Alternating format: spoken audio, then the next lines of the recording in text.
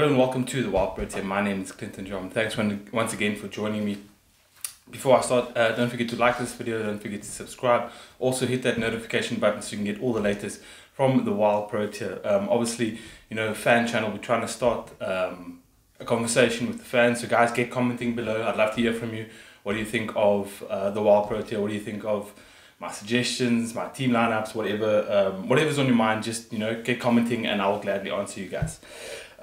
So first things first, I must just apologize. I was going to do this video last night, but I had taken some painkillers, and by the end of the game, even though it was exciting, my eyes were beginning to close, and I just thought recording today would be a little bit easier. So this is the day after last night's game, the first T20 in PE. So then, first things first, let's just get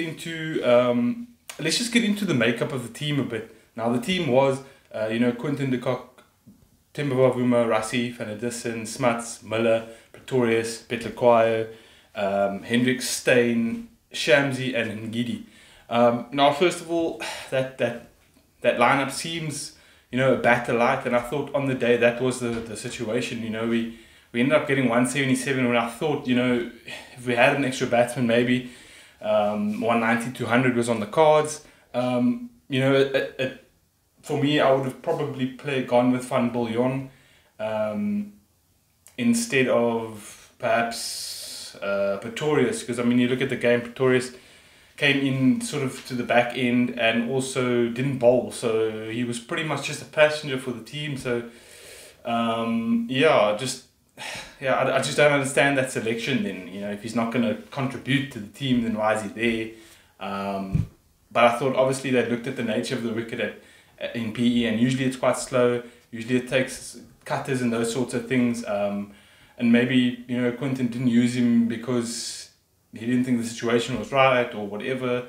He gave himself options, which isn't a bad thing, but sometimes too many options in a team, it's a bit risky sometimes, because you can try and get everyone involved, and then one over goes for 20 odd or 30 odd, and then you're in real trouble. So I thought while we're on that, let's just talk about Quinton's captaincy just for a minute. I thought his captaincy was good.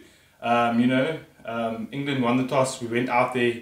He set the tone straight away. He said, "Okay, well, you want us to bat. Well, we're gonna bat here," and he started smashing into all parts. And I think his wicket was key for us not getting the 200 and over, because he was really putting them away to all parts.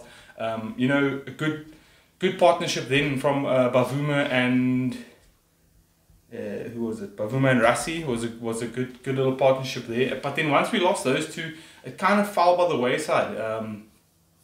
And I think maybe the guys were taking responsibility because we knew we had a longer tail, whereas maybe guys would have played a bit freer if they'd known there was a Van Biljon to come, a big hit to come. So risky decision, and it paid off in the end, although it probably shouldn't have. England had this game sewn up. And then you look at the risky decisions he made in the field afterwards. Not bowling Buren until I think it was the 15th over. Buren, the first 2 overs went well, and then his last one, Owen Morgan kind of wrestled the game away from South Africa, and it was England's to lose. So Quinton de Kock, he took some chances, bowling Steyn out, bowling Petlekwayo out as well. But I think that led to them having to go 12 and over for the last 2, because they kept them relatively quiet during those middle period. And then, going at 12 and over isn't easy, especially on that PE wicket. It's just quite slow. And then let's just talk about, Lungi and Ngidi for a second there. Defending 7, well, essentially 6, because if you get this the 6, then you go to a super over, and anything can happen there. We saw what happened in the World Cup, although those rules have changed now. If you equal again, another super over, and equal again until someone wins, basically. But yeah, Lungi was, it's tough for him, because you look at the last ODI and he pretty much got smashed all over the place in his first spell, and then came back and bowled extremely well and nearly got us in the game again. And then you go to this game, and his first spell again wasn't great. You know, Jason Roy and Bairstow and Josh Butler sort of got hold of him. And then he comes back and does that in the last over. That, to me, it showed a lot of character. It showed what he's about. It showed that he's never going to give up. You know, most bowlers would kind of accept their fate. You know, you want to be put in that position, but you also don't want to be put in that position, if you know what I'm saying. Defending 7 is probably one of the toughest jobs in world cricket, and he did it amazingly well. He read the conditions well, and he basically bowled off spin that whole over, except for I think 1 ball or 2 balls that he bowled should sort of seam up. So, you know, thanks Lungi for the win. We snatched victory from the jaws of defeat, and I think it was a great win. Now it's about continuing that consistency in the build up to the World Cup. I know the World Cup is quite a few months away. We still have to play Australia in that time. They next up touring to us, but I just think consistency is key. I've seen a lot of guys on Twitter and stuff saying that we need to test combinations and we need to do this and that. Well, how well did that work out for us in the last World Cup? You know, the months leading up to that the 50 over World Cup, we were tinkering here and there, trying this guy, trying that guy. Let's see if this guy can play. When the likes of JP Dumini and these guys only came in for the last tour, which was Sri Lanka, that came to us, and then only got some cricket then, where I believe you've got to get, especially during the World Cup, you've got to get the guys that you want to win the tournament, get them in the team, get them playing well, and stick with them.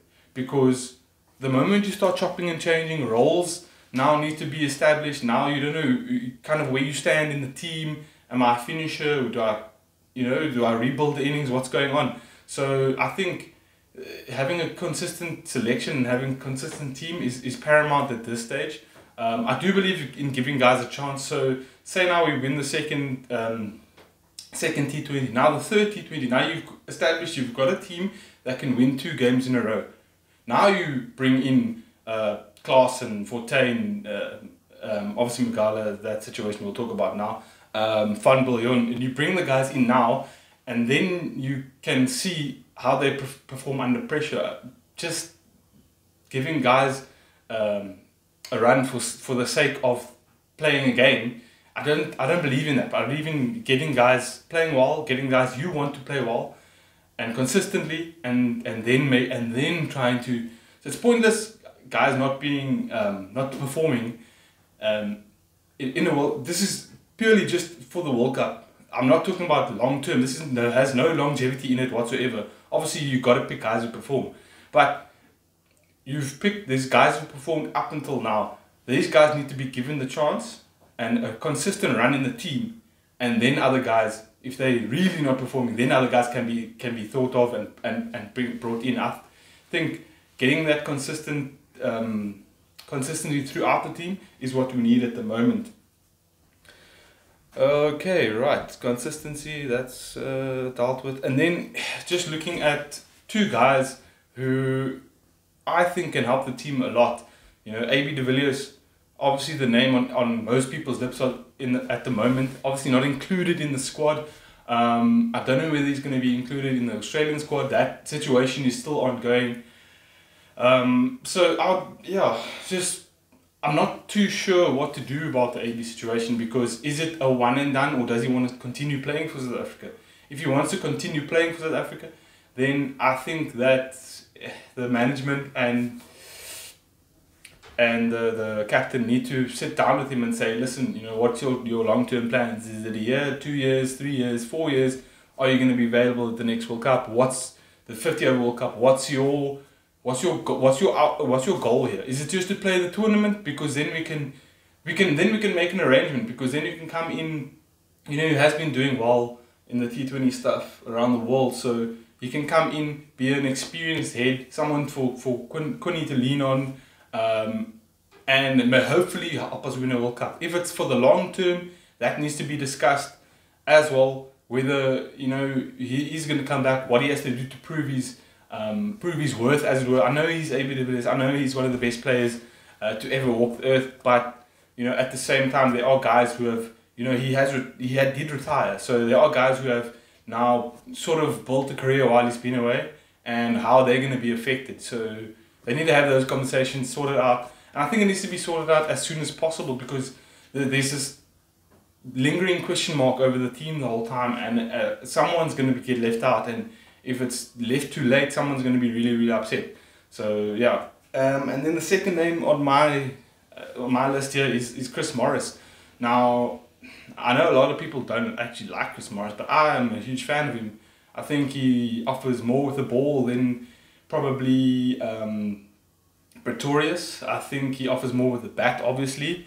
And I think that Pretorius can be that finisher that we need. I think if we had him last night, instead of Pretorius, instead of the guys who came after him, I think we could have got up to around that 180, 190, 200. So, yeah, just he's proven himself around the world, and I just think he's an awesome asset to have.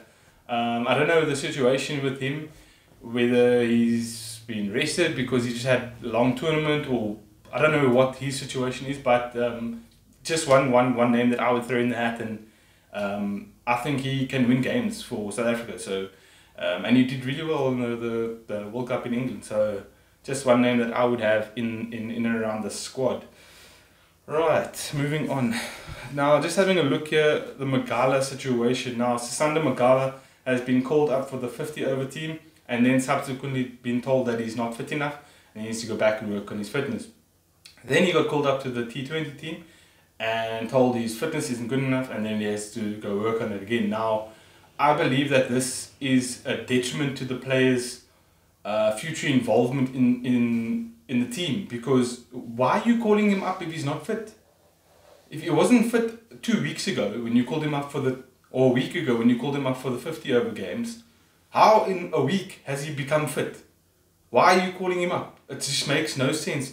You're putting a massive dent in the guy's confidence, one, and I think he can really do a job for South Africa in both formats. He's a very skillful bowler, bowls a heavy ball, and gets a shit ton of wickets. So I think the situation could have been handled a lot differently, or should have been handled a lot differently. I think that, they should have sat down with him and said, listen, we're looking at you, but there's a couple things that we're worried about, and paramount to all of those other things is fitness. And, if you're not going to work on your fitness, then unfortunately you're not going to get selected. So, maybe they should have just sat down with them and said, listen, if you work on your fitness and get to the level that we want you to be at, we need you to be at, then you'll get picked, because your performances say that you deserve at least a look in. So I just think very poor management, again, from the powers that be. Maybe it's Mark, maybe it's CSA, I don't know. You see, there's no transparency here. We don't know who's making the decisions here. Whether it's the fitness people, whether it's Mark Boucher himself, whether it's CSA, we don't know what's happening. So I just hope that there's a little bit more transparency going forward, and that they handle situations like this a little more carefully, because now Sisanda Magala must be thinking, well, I'm good enough, but I'm too fat to play for South Africa, which is, it might hit him hard and might affect his form going forward, and then he might never get picked, because now his form changes because he thinks, well, I'm not good enough. Well, he is good enough, he just needs to work on his fitness. So just poor handling of that situation there. And then obviously the second T20 is tomorrow. Now, a couple changes that I would make. Not too many. I would probably go with Van Biljon in for Pretorius, and that's probably the only change I'd make, because I think it strengthens our batting, and I think we're going to need that. Having said that, though, we are playing in Durban. It usually takes a bit of turn, so maybe Bjorn Fortuin might come in as well, but we'll have to wait and see on that one. For me, I would go, if in that case, I'd probably take him for probably Bjorn Hendricks. You kind of need Andile, you need Steyn, Ngidi, and then you've got Shamsi and Bjorn, and then Smuts if you need him. So sort of 6 bowling options there, and that's pretty much what I would go with. And that is pretty much all I have for you guys today. So yeah, before I leave you guys, I must just say that tomorrow there will be no match reaction after tomorrow's game. I will not be recording on Saturday either because I am playing a club cricket game. Tomorrow is my birthday, that is why I'm not recording. So obviously I'll watch the game, and on Sunday I'll have a sort of series wrap for you guys. So yeah, that is all I have for you guys today. So guys, enjoy the weekend, have a fantastic weekend, enjoy the cricket, you know, Friday and Sunday. Hopefully I'm standing here on Sunday reporting a 3-0 victory for the Proteas, and that would be great. So guys, have a great weekend. I'll see you guys again soon. Just before I go, don't forget to like this video, don't forget to subscribe, hit that notification button to get all the latest from the Wild Protea, the Fair Digest, and all we have to offer. Get those comments in, guys. I'd love to hear from you, and get the conversation going here. So cheers guys, have a good one.